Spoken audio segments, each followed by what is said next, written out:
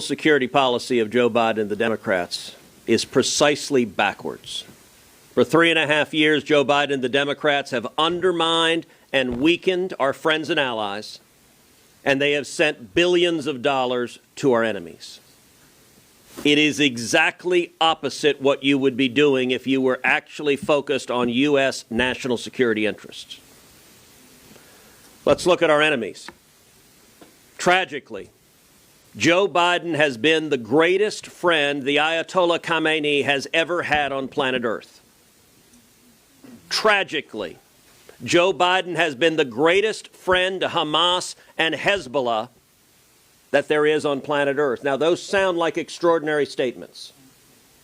What are the facts? Under the Biden presidency, this administration has flowed more than $100 billion into Iran. $6 billion in ransom for 5 Americans, a policy which many of us said at the time would only lead to more Americans being taken hostage, and we saw tragically on October 7th that proved exactly right. $10 billion in funds in Iraq that the Biden administration wanted to flow to the Ayatollah, and then over $80 billion in oil. When Joe Biden came into office, the Trump administration, with the active support of all of us, had vigorously imposed oil sanctions and had cut Iran's oil exports from 1 million barrels a day down to about 300,000. The Iranian economy was in shambles. The Ayatollah was on his knees. Joe Biden came in like the cavalry coming to the rescue and immediately stopped enforcing oil sanctions. And what happened? Iran's oil sales went from 300,000 barrels a day to now more than 2 million barrels a day. Every one of those barrels is a gift from Joe Biden and the Democrats. That is over $80 billion.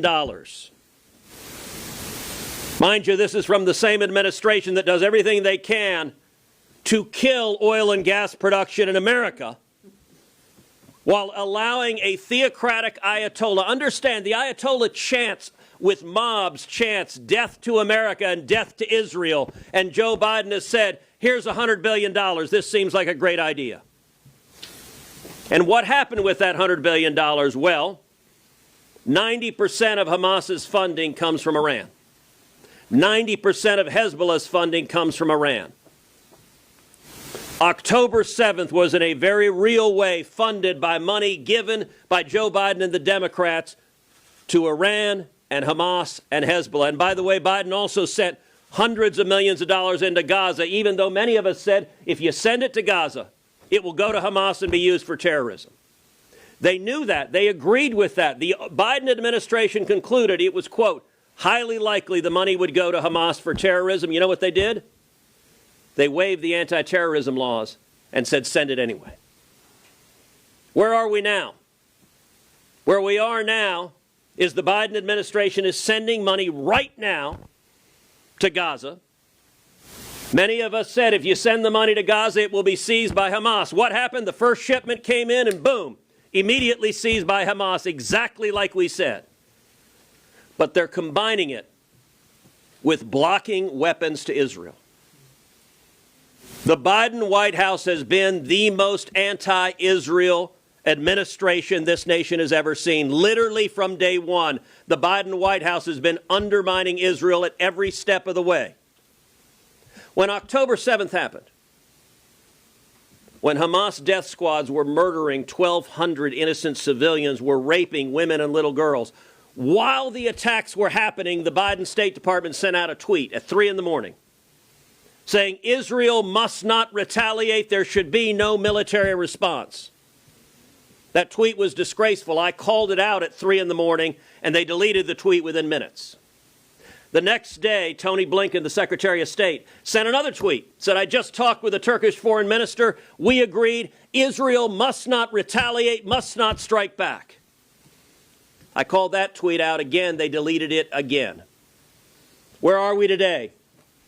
Well, yesterday, Joe Biden said, quote, I made it clear if Israel goes into Rafah, I'm not supplying the weapons, we're not going to supply the weapons and the artillery shells. Now, I will point out Joe Biden and the Democrats lied to the American people on the supplemental funding bill that was just voted. They claimed it was to provide military funding to Israel. We now know they were lying. It was instead to give money to Gaza and Hamas and everywhere else except Israel. We should have sent this military aid 6 months ago. 6 months ago, many of us went to the Senate floor to force a vote on emergency military aid in November, right after October 7th. Every single Democrat voted no. It was a straight party line vote. A final observation. What Joe Biden is doing is not new.